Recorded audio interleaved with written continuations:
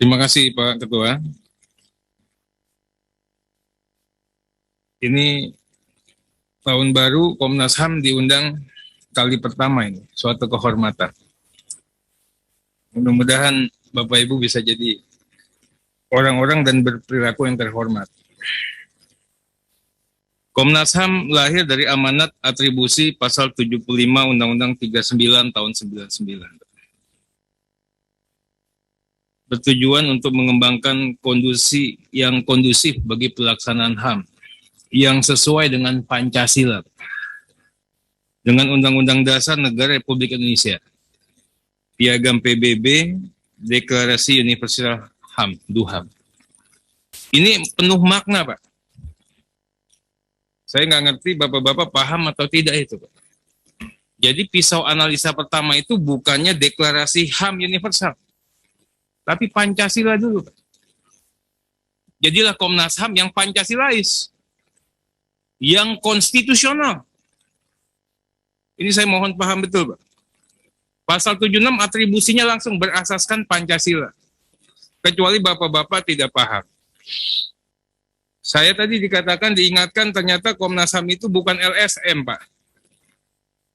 Ada halaman 51-nya dapat anggaran ya, Pak ya. Jadi bukan LSM ya? Bukan ya? Saya pikir LSM. Ada visinya juga ya. Visinya ini terwujudnya Komnas HAM yang kredibel untuk kemanusiaan yang adil dan beradab. Bapak paham nggak kemanusiaan yang adil dan beradab itu apa? Jangan-jangan nggak paham, mengadakan penyuluhan, tapi tidak tahu Pancasila. Apa makna nilai kemanusiaan? Apa makna nilai keadilan? Apa makna nilai keadapan? Saya ingin dijawab nanti nih, Pak. Setiap warga negara haknya sama. Tapi kewajiban hukumnya juga sama, Pak. Kewajiban hukumnya sama, Pak. Dijamin hak dan kebebasannya, tapi tunduk juga batasannya itu pada undang-undang hukum negara, Pak. Tadi Ketua mengatakan, hukum negara masih mengatakan hukuman mati ada, Pak. Jadi paham dulu, Pak. Jadi jangan bicara HAM universal. Bahasa Inggris Bapak-Bapak juga belum tentu lancar. Ya. Saya ingin sampaikan yang kedua, ini mengenai statement. Sebelum saya bicara materi lah. Komnas HAM itu nggak boleh genit. Nggak boleh bicara-bicara yang pencitraan. Ngomongin orang pencitraan, Komnas HAM ini pencitraan, Pak. Cenderung cari popularitas. Saya kasih contoh nih, ada beberapa contoh. Pertama, statement kepolisian jadi institusi yang paling banyak diadukan warga. Ya Pak ya. Ini kan fakta kan? Fakta. Pertanyaan kami Pak, fakta itu perlu diumbar nggak? Ini masih pengaduan, belum terbukti Pak. Yang kedua, pastinya polisi penegak hukum itu pasti banyak dilaporkan. Karena irisan kepentingannya besar, Pak. Jadi tidak proporsional juga untuk menyandangkan polisi dengan yang lain, Pak. Kemudian, ini saya juga ngomong nih Pak Khairul Anam, penegakan hukum oleh kepolisian bebas dari kekerasan dan penyiksaan. Kita berharap tahun 2002 polisi semakin membaik. Seolah-olah polisi ini penuh dengan kekerasan, penuh dengan penyiksaan dan tidak baik. Saya ingin katakan gini teman-teman, membangun citra itu mahal. DPR tahu nih banyaknya salah orang Pak, tapi kita mengkritisnya di forum-forum tertutup. Panggil, benahin ya, perbaiki ya. Tidak dengan model-model yang kayak begini Pak. Bapak tahu mau jadi WBK ongkosnya berapa? WBBM ongkosnya berapa? Dengan statement Bapak itu hilang semua Pak. Bapak sekali ngomong hilang, polisi emang jelek, jaksa emang brengsek, semua rusak. Nah kami mohon yang tadi Pak, pahami betul sila kedua dan visinya Bapak itu Pak. Jangan-jangan Bapak nggak paham. Tadi mengenai restoratif justice saja Pak, saya katakan ini juga nggak paham Pak Anam. Itu ada aturannya Pak. Ancaman hukuman di bawah 5 tahun, ada akte perdamaian, ya kemudian juga apa tidak lakukan kejahatan-kejahatan yang berulang, itu ada aturannya, bukan yang nggak ada. Ini saya Pak BK ini. Saya ingin Pak BK lebih disiplin. Pertama, kita jangan bicara tuntutan pada saat proses pengadilan sedang berlangsung. Bicara tidak setuju dengan tuntutan hukuman mati, hak Komnas HAM. Tapi lakukan itu secara makro. Tidak dalam suatu perkara-perkara hukum yang sedang ditangani. Tidak menjurus ke perkara. Ini nggak boleh dan tidak elok. Kalau Bapak nggak setuju Heri Wiriawan dihukum mati, nggak apa-apa. Tapi dalil-dalilnya pun nggak tepat, Pak. Kenapa nggak tepat? Ada hukum negara juga kok. Yang saya katakan tadi, hukum negara masih mengatur hukuman mati. Jadi jangan Bapak berdasarkan pada prinsip HAM universal dong. Kecuali Bapak melawan hukum negara. Sumpah jabatannya ada. Kok ngelawan hukum negara, Pak? Ya. Kalau udah predator anak bersetubuh di depan istrinya, di hadapan istrinya Pak sama orang lain, Pak. Kalau di iman saya, Pak, onta aja malu bersetubuh di hadapan onta yang lain, Pak. Paham itu, Pak? Jadi jangan dikatakan ini hal yang sederhana. Ini menyerang rasa keadilan masyarakat, pernyataan Bapak, Pak. Kemudian Pak Amiruddin, Komnas HAM tidak diajak bicara soal RUU Komisi Kebenaran dan Rekonsiliasi, Pak. Ini belum dibahas di sini, Pak. Jadi jangan genit lah, ya. Ini masih pembahasan awal. Oh, dilibatkan tidak ada semua, tiap undang-undang pasti melibatkan semua pihak, Pak. Setiap stakeholder, Pak. Tidak hanya di komisi, kami ini orang balik juga, Pak. Jadi kalau nggak paham jangan ngomong. Kemudian pemerintah seharusnya terbuka sejak awal. Apa yang nggak kita buka? Ini belum ada, Pak. Nah, kemudian juga kita ingin sampaikan, Pak. Jangan sampai nanti, kalau nggak terbuka nih, Pak, jangan sampai nanti itunya dibatalkan. Jangan ngancem-ngancem lah. Ya. Ini jangan main-main begini lagi, Pak, ke depan, Pak.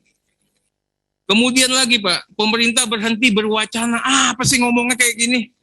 Ya, kita DPR, bukan pemerintah, Pak Atria Dahlan. Bukan, ya Pak Ketua saya ingin sampaikan ya ini kalau mohon. Kemudian Pak Ahmad Taufan Damanik, Pak. Jangan statement kita membela pemerintah, kita DPR. Itu aja. Pak Ahmad Taufan Damanik, ya sama juga ini Komnas mendorong pemerintah membuktikan janji untuk mewujudkan perdamaian di Papua. PON ada, Pak. Itu lebih dari sekedar janji, Pak. Damai PON-nya, Pak. Kemudian Bang Amir, ya ini kita semua sedih, Bang. Komnas mendesak pengesahan RUU TPKS, tindak pidana kekerasan seksual. Seolah-olah DPR itu tidak peka, tidak abai, tidak peduli, Pak. Memangnya yang peduli itu Komnas HAM. Mana? Kami yang peduli, Pak. Inisiatif DPR itu, Pak. Jangan dibolak-balik lah. Pembalap di tinggungan Bapak ini jangan main-main politik. Lebih dari politisi nih. Kita kok yang serius ngurusin sini. Kami mulai, Pak, terkait dengan kewenangan pasal 89 Undang-Undang 39 tahun 99. Fungsi Komnas HAM dalam pengkajian dan penelitian. Kami ingin tanyakan mengenai metode apa, mekanisme apa, dan cara pengkajian dan penelitiannya bagaimana, Pak? Kok hasilnya itu, mohon maaf ini, antik-antik. Hasilnya itu aneh-aneh, Pak. Nanti saya uraikan aneh-anehnya di belakang. Yang berikut, perspektif yang dilakukan Komnas HAM dalam fungsinya untuk melakukan pembahasan berbagai masalah yang berkaitan dengan perlindungan, penegakan, dan pemajuan HAM. Pisau analisanya apa? Nanti juga kok aneh-aneh juga. Berikut, Pak, fungsi Komnas HAM dalam pemantauan ini. Ini kategori perkara-perkara yang ditangani apa? Atau karena komisionernya ada orang Batak, sekarang sering main di Sumatera Utara ini. Di Danau Toba lah, kemudian di mana lah itu kan. Ya, kenapa perkara-perkara yang lain yang dekat-dekat nggak dikerjakan? Nanti saya kasih yang dekat-dekat seperti apa. Nah, dalam hal apa Komnas HAM melakukan peninjauan sampai ke peninjauan lapangan, Pak? Karena nggak semuanya itu dilakukan sampai peninjauan lapangan, Pak. Berikutnya, saya ingin ingatkan begini Pak Ketua, di sini ada kewenangan Komnas HAM dalam fungsi pemantauan Pak. Pemberian pendapat berdasarkan persetujuan ketua pengadilan terhadap perkara-perkara tertentu yang sedang dalam proses pengadilan. Jadi lebih terhormat Pak, Bapak itu Pak. Nanti kalau diperlukan ada momentum dan ruangnya, bukan dikeluar-keluar di ruang publik kayak LSM Pak. Berikut terkait dengan kebijakan strategis. Masalah konflik agraria tadi Pak. Kalau saya mengatakan apa yang dikerjakan Pak, Pak BK datang ke Blitar, ketemu orang yang salah. Iya kan? Yang dibawa Pak BK itu dua-duanya, satu masuk penjara kemarin, sekarang yang masuk penjara lagi Pak. Apa salahnya Bapak itu koordinasi sama pemerintah kabupaten? Jangan kayak pengawas-pengawas ilegal Pak, datang-datang bikin orang juga bingung. Ya. Kemudian Pak, hasilnya apa saya ingin tanyakan Pak? Hasil yang kemarin ke Blitar itu apa? Kemudian terkait dengan masalah membangun mekanisme bersama dengan pemangku kebijakan ya Pak. Apa yang sudah dikerjakan? Mafia tanah tuh rekomendasinya ada nggak sih Bapak? Ya. Oh, BPN kabupaten ini melanggar HAM. Hakim di sini melanggar HAM. Pak Teria, waktunya Pak. Iya Pak, sebentar Pak. Kemudian juga bicara yang tadi Pak. Kalau saya katakan yang dikatakan Bapak tadi, saya ingin tanya Pak. Kalau status quo itu bukan status quo, Bib. Bapak itu bukannya begitu tugasnya Pak. Memberikan rekomendasi, ada tidaknya pelanggaran HAM di situ Pak. Itu tugasnya Bapak. Kalau Bapak main di mediasi dan sebagainya, ini Bapak bagian nih, ntar dapat duit juga. Ya saya bukannya berprasangka, kok tiba-tiba suasananya henyap sekarang, betul nggak Pak Wayan? Diam sekarang Pak. Berikutnya Pak sebentar Pak, ya, kita bicara mengenai tadi Bapak mengatakan alasan intervensi pasal 91. Nggak ada Pak. Bapak tuh tidak usah bicara intervensi pasal 91, karena memang Bapak tidak menangani langsung ke perkara. Tapi yang kami butuhkan itu ada tidaknya rekomendasi Bapak terkait penyimpangan itu Pak. Yang jarang sekali Komnas HAM itu datang. Habis itu hilang. Nggak ada lagi.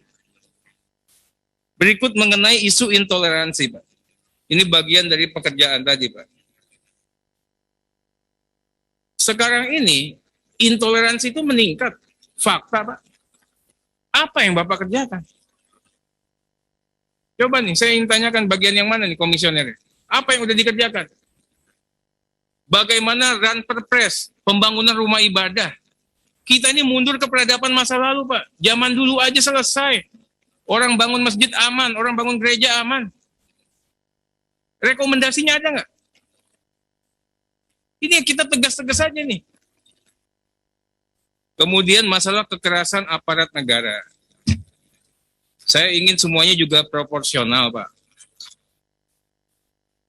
Aparat negara itu boleh menggunakan kekerasan apabila diperlukan. Jadi Bapak juga harus paham, ada TAP MPR ya Pak. Bedanya yang satu harus memperhatikan HAM, yang satu bisa mengesampingkan HAM dalam tanda tertentu. Nah ini juga harus menjadikan pertimbangan. Jangan semuanya HAM-HAM aja Pak. Berikut mengenai pembatasan kebebasan berpendapat. Ini peristiwa Mei 2019. September 2019, Pak.